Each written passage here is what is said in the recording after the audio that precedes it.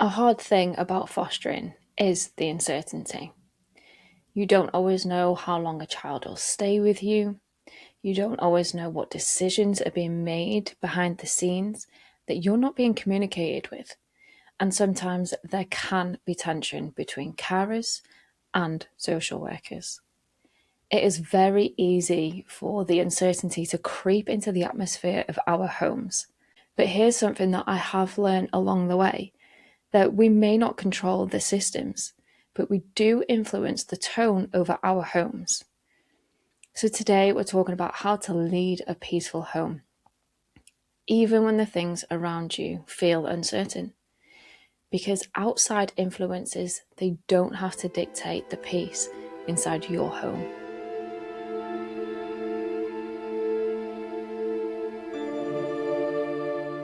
Over the last few episodes, we've been talking about staying soft in hard places, regulating before reacting, and letting go of our performance-based faith.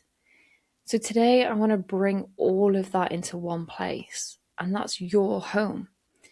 Because fostering doesn't just test our patience, it also shapes the atmosphere of our homes. At the beginning of my fostering journey, I often found myself asking the question, how do I control everything? How am I going to manage everything? But over the past few years, I have actually come to learn that that was never the right question. And the true question is, how do I lead peacefully? And peace is not the same as quiet. So, what does that even mean? What does that even look like? And how do we get ourselves into a peaceful home? Well, there's one place that you can start, and it's here. It's understanding that a peaceful home does not mean that there's no big emotions, that there's no chaos, and that there's no difficult days, and that there's no raised voices ever.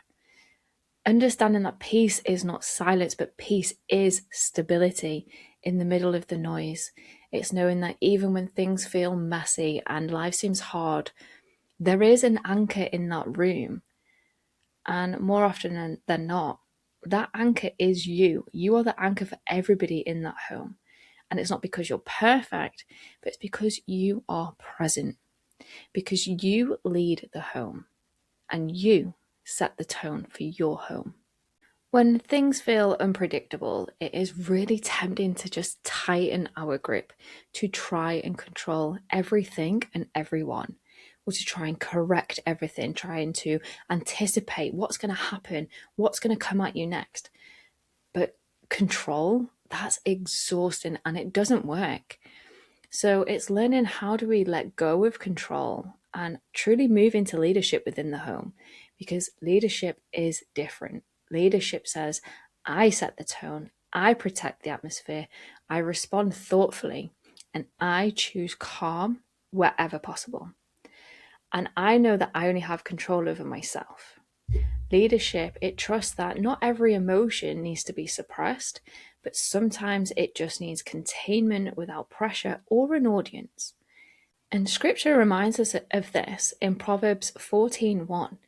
It says, the wise woman builds her house, but with her own hands, the foolish one tears her down.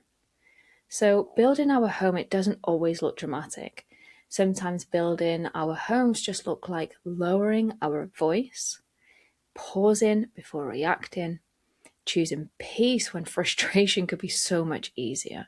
It can be easy to be torn down by others, to let other people destroy your inner peace, to destroy the peace of your home. But as you lean into your leadership, you remember that you actually have the final influence over your home, over your inner peace, over your atmosphere that ultimately you cultivate. Yes, our homes have atmosphere. You can feel them the moment that you walk in.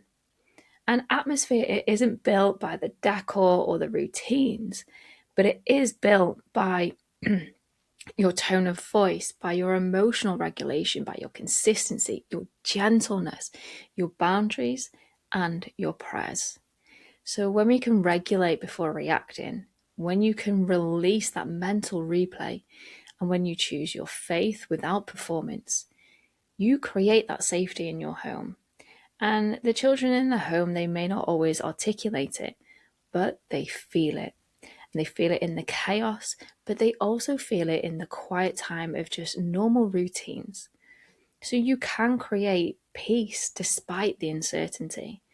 And I think that is especially important to say in fostering, that there are seasons where placements are going to feel uncertain.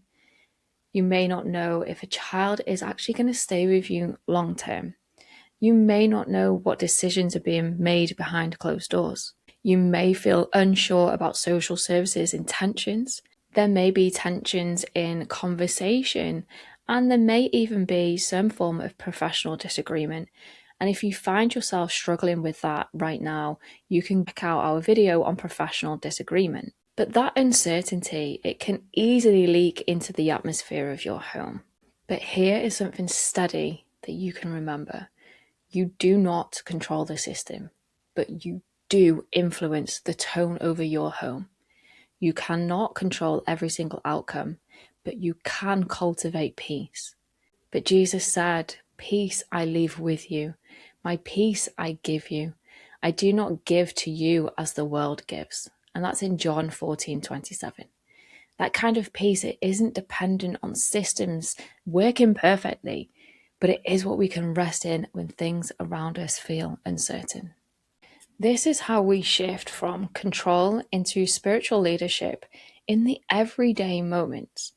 Spiritual leadership doesn't require long devotionals or the perfect routine, but sometimes it does just look like praying quietly over your children at night, choosing grace in difficult moments, even saying sorry when you get things wrong, and inviting God into hard conversations. My favorite thing to do is to actually pray, and I pray before meetings, I pray before social workers come over, because when there is uncertainty, our steadiness, it gets tested. So our faith doesn't have to be loud and preachy for it to be real. It can simply just be steady, it can be quiet, and it can just be simply lived. Each moment at a time. And over time, that consistency, it builds the foundations for our growth. So when we can let peace rule, it changes so much in our lives. And one of my favorite scripture reminds us of this. In Colossians 3:15, it says, "Let the peace of Christ rule in your hearts." And I know I say this all the time, but our heart posture is everything. It's how you show up to the world, and everything that we do flows from our heart. So let Christ rule. And that means peace gets the final say, not anxiety, not tension, not the last email or meeting. Outside influences don't get to dictate the peace inside your home and your heart. You get to decide the tone. You cultivate that atmosphere. You get to choose how you carry that uncertainty. And you get to build a home where peace is so much stronger than the pressures from the outside influences. You get to build a home that is protected and has firm boundaries. If fostering feels uncertain for you right now, and you find yourself navigating really difficult conversations or situations that you don't fully understand, let this just simply anchor you right now. You are not responsible for controlling the system, but you are responsible for cultivating that peace in your home and your heart. You get to decide the tone and the voice and the pace of your home and the atmosphere that children experience. How much outside tension you allow inside your walls. Uncertainty may exist, but chaos doesn't have to. Your home can still feel safe, it can still feel calm, it can still feel grounded, and your home can still be led with grace and compassion. Not because everything's resolved, but because you are leading with steadiness. You can build that peace one decision at a time. And I'm so glad you're walking this season with me. Thank you for listening to Fostering Kingdoms.